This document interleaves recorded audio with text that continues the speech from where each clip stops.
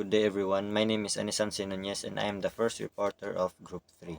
And my topic for today is evaluation of feed quality. Poor feed quality and adulterated feed ingredients stand out as the two major problems in feed production. Big feed mills in the country have set up quality controlled laboratories which test the ingredients with the end view of either rejecting the supplies or adjusting the price on the basis of quality. However, the small livestock and poultry producers that mix their own feeds depend on the different feed laboratories for the analysis of the ingredients they are going to use in formulation. Other livestock raisers who mix their own feed depend on the feed composition tables for the nutrient values of the ingredients. There are numerous procedures in determining the quality of feed ingredients, and the choice of methods depend on the facilities available. Why does it matter? Because big feed mills have laboratories to test ingredients, while small farmers who mix their own feed usually rely on either on laboratories, if available, to analyze ingredients or feed composition tables to know nutrient values of each ingredient. Because not everyone has access to a lab, and several methods are used depending on available equipment and resources. Why is evaluating feed quality important? It is important because poor quality or adulterated feed ingredients can cause major problems in livestock production. Good feed affects animals' health, growth, and productivity. But before we proceed, let's talk about what is the meaning of adulteration. Adulteration means mixing a good quality product with cheap, low quality, or harmful substance to reduce the cost or cheat the buyer. In feed adulteration happens when someone adds cheap fillers like sand, sawdust, urea, moldy grains, or other foreign materials to animal feeds to make it look like there is more product, even though it lowers the quality and can harm animals. Let us proceed to visual examination. Visual examination can be conducted with minimum facilities and expenses. The usual observation made with the naked eye or with the use of hand lens or microscope can detect off-quality feed ingredients or finished feeds. This is the simplest and cheapest method to detect obvious signs of poor quality feed or contamination. Summary: evaluating feed quality ensures animals get safe and nutritious feeds. Visual examination is the first and easiest step, checking for odor, color, moisture, contamination, and overall conditions of both raw materials and finished feeds. What are the representative samples of incoming raw materials that must be inspected? Or in short, what should we check to see if the feed quality is good or not? So, the first things first is we should check the color, odor, texture, moisture, uniformity, temperature, absence of dirt, mold, sticks, metal objects, or other foreign materials, no evidence of birds or rodents or insect contamination, and dry or no evidence of being wet. What do these samples indicate? First is color. Unusual colors may indicate spoilage, mold, or adulteration. Second is odor. Musty, sour, or chemical smells indicate damage or contamination. Third is texture. Too fine, too coarse, or inconsistent textures means poor processing. Fourth is moisture. High moisture promotes mold growth and spoilage. Fifth is uniformity. Ingredients should be evenly mixed because uneven mixing would show poor quality. Sixth is temperature. Hot spots may indicate microbial activity or spoilage. Seventh is cleanliness. Must be free the product must be free from dirt, sticks, stones, metal, gravels, and other materials. That's not normal in feed stuff. 8 is absence of contaminations. For example, no signs of birds, rodents, and insects, or other disease-containing animals. Ninth is dryness. The material should not be wet or show signs of previous wetness. The examination of finished feeds or bags of feeds. Finished feeds, concentrates, or premixes must also be checked for poor quality. The signs of bad feeds show clumps or moldy spots, musty or off smells, wet spots, hot spots, too fine or too coarse particles, foreign materials, and rodent or bird infestations. These signs indicate: first is clumps or moldy spots suggest moisture and mold. Second, musty or off smell indicates spoilage. Third is wet spots. It indicates or shows improper storage or water contamination. Fourth is hot spots. Hot spots indicate microbial activity causing heat. Sixth is too fine or too coarse particles. These show poor mixing or grinding. Next is foreign materials. Dirt, sand, sticks, and plastic materials indicate also poor processing. Next is rodent or bird infestation.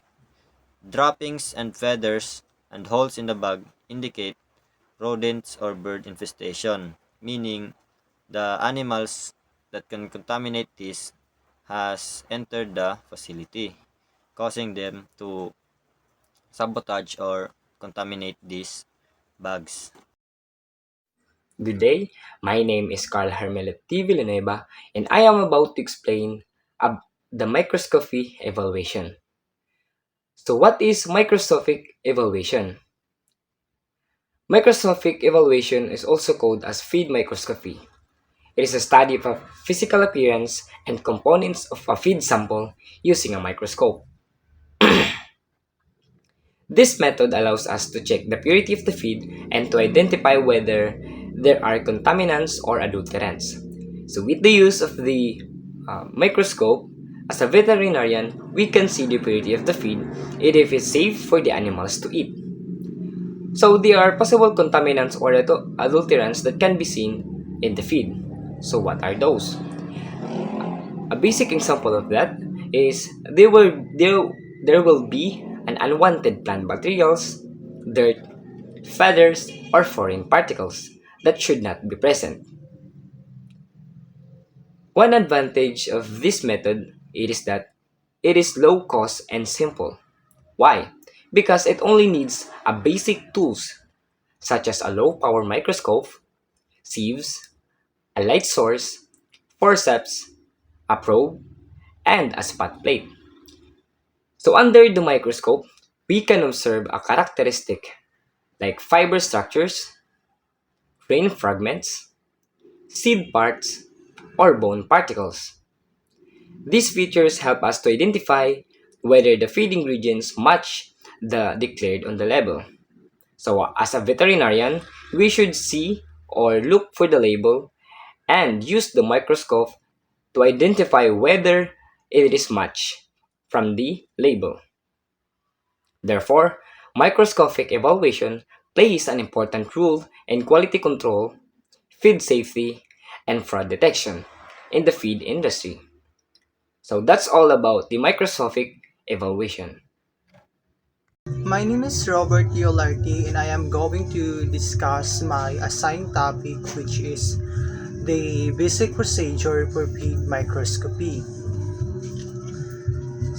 In the basic procedure for feed microscopy, we have a sample. First is we have a sample and sampling preparation. This collection of representative sample is essential for an effective quality control program. No analysis can be better than the sample from which it was made. Before any analysis is done, reduce a sample into a small quantity by either coning or quantering or by rippling. Take a sample, and place it in an airtight container to preserve its integrity. Feed microscopy for determining purity of sample and process of adulterants separation. This could be done by either screening or flotation technique. When we talk about screening method, since feedstock mix are composed of different particle size, passing the feed sample through a set of sieves can separate these particles. Screening method defines starch dust from the particles for easy identification. When we talk naman about the flotation technique, in some cases, it is necessary to separate the organic and inorganic fractions of the feed sample. The feed sample is soaked in a solvent, stirred, and then allowed to stand until the fraction have already separated. The top portion is composed of organic matter and the bottom is inorganic acids. Each fraction is removed, placed in petri dish, and allowed to dry at room temperatures prior to identification. And lastly, we have a examination. A small amount of feed sample is placed in spot plate or petri dish and observed under the microscope. Searching through a sample could be made easier by starting at one edge and working across, separating the examined materials away from the unexamined with a dissecting needle or probe. The shape, color, textures, and overall appearance of the particles of the feed sample should be noted compared to the standard. In feed mills with laboratory facilities, microscopic inspections can support chemical findings. And that's all for my parts. So, proximate analysis. So, what is proximate analysis? So, approximate analysis is assessment that nutritive value of the feed doesn't give exact nutrient content. Feeds are divided into 6 fractions: the moisture, crude fiber, ether extract or crude fat, crude protein, ash, and the nitrogen-free extract or NFE. So, an proximate analysis kay siya, basic siya na paraan para maaraman ta kung nano ang sulod sa feed. Ngan siya liwat ang nagbubulig para maimudtaan pangkalahatang damisan moisture, protein, fats, fiber, ngan, ash sa feeds. Values for CP, EE, CF, and ash provide a sample profile. Combined with visual microscopic examination, this helps buyers verify feed quality. Low crude protein may lead to rejection or price adjustment. So, ini nga mga values like the CP or the crude protein, EE or the ether extract or fats, the CF or the crude fiber, ngan ash, siya naghatag san pangkalahata na profile san sayo nga feed sample. So, kapag pinagsama ta ini ng mga numbers and visual ngan microscopic examination, mas madali ta maarman kung maupay ban kalidad san sayo nga feed. So, sugadide, low crude protein value is basis for rejection or adjustment for price. Next is the moisture. So, on moisture is the water content depends on the kind of feed. The difference in nutritive value among many feeds is attributed to different moisture contents. Moisture is very critical in feeds because of cost and feeds containing more than 12% moisture and are very hard to store. So, ang moisture kay tumutukoy siya san kadamusan tubig san sayo nga pagkaon. Ngan magkakaiba ang water content depende sa uri san feed. So dahil siton, nagkakaibaan nakikitang nutrition sa mga feed dahil sa mas mataas na moisture ay nagpapababa sa konsentrasyon ng nutrients. Mahalaga ring pag-aralan ng moisture dahil nakakapekto ito sa gastos at imbaka ng feed. Ang mga pagkain na may higit na 12% na moisture ay mahirap itago dahil madaling masira o kapitan ng amag. The percentage amount of water in feeds is determined by placing a weighted sample in a crucible which is then heated in the oven at 100 degree plus 5 degrees Celsius at least one night until the water has been driven off. The initial weight minus the constant weight in drying gives the amount of water in the sample. The amount is computed as a percent of the initial weight of the feed sample. So upang malaman ta porsyento sa tubig sa feed, ang isang tinitimbang na sample ay inilalagay sa crucible at iniinit sa oven sa humigit kumulang na 100 plus 5 degrees Celsius hanggang maalis ang lahat ng tubig.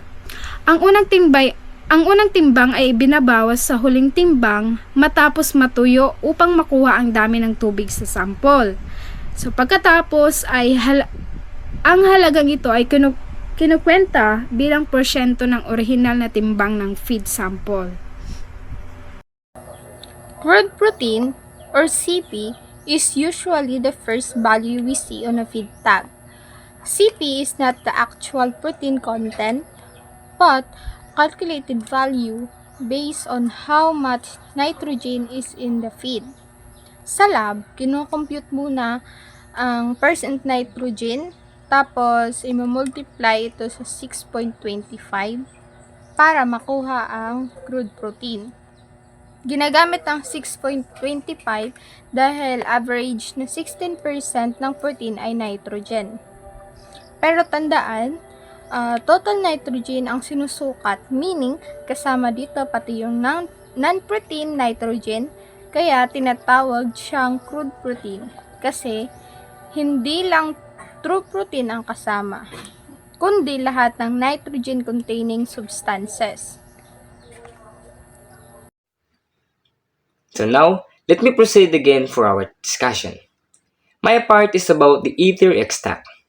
So what is ether extract? Ether extract, often called as crude fat. It measures the portion of the feed that is soluble in ether, which basically means the fats and oil present in the sample. This test is important because fat is a very dense source of energy. In fact, fat provides about 2.25 times more energy than carbohydrates or protein. So, feeds that contain more fat can supply more energy to the animals. Take note of that fat is a dense source of energy than carbohydrates because fat contains a lot of supply for more energy towards animal. Ether extracts includes true fats and essential fatty acids or EFAs. These fatty acids are needed for normal body processes such as healthy skin, hormone production, and proper metabolism. However, fat can be chemically unstable. This means feeds that are high in fat can spoil or go rancid more easily, which makes storage more challenging. To measure crude fat, the feed sample first dried and finely ground. It is then placed in the extractor where the ether solvent dissolves the fat. After extraction, the ether is evaporated, leaving behind only the fat. The weight of this residue is used to calculate the percentage of fat in the feed. In short, ether extract helps us determine how much energy rich fat a feed contains, and whether it is sustainable and safe for the animal nutrition. So that's all about the ether extract in my part. Thank you. Crude fiber or CF refers to the fibrous parts of plants. Ito yung mga bahagi na mababa ang digestibility at hindi ganoon kataas ang nutritive value. Crude fiber is made up of cellulose, hemicellulose, and lignin, mga plants components na mahirap tunawin. Because of this, crude fiber is often used as an indicator of feed digestibility. Para malaman ang CF content ng isang feedstuffs, tinatanggal muna lahat ng ibang substances.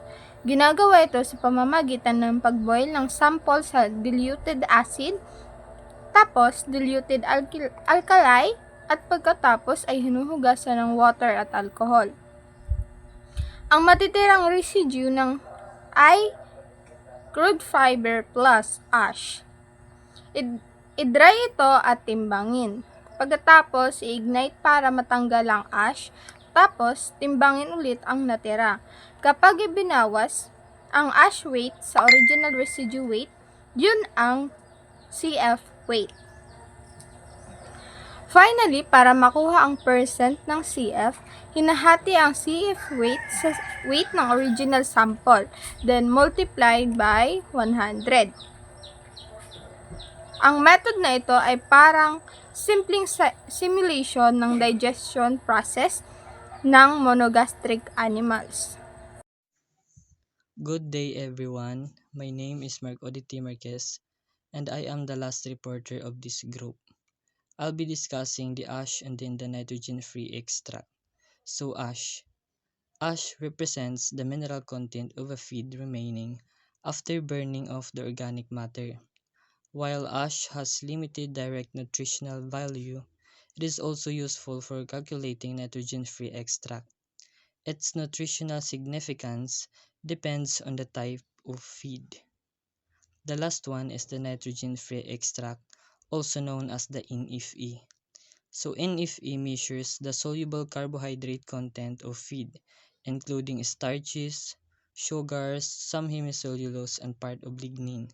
It is calculated as the difference between the feed's original weight and the sum of water, ether or fat, crude protein, crude fiber, and ash. NFE values can be affected by errors in the analysis of the other proximate components.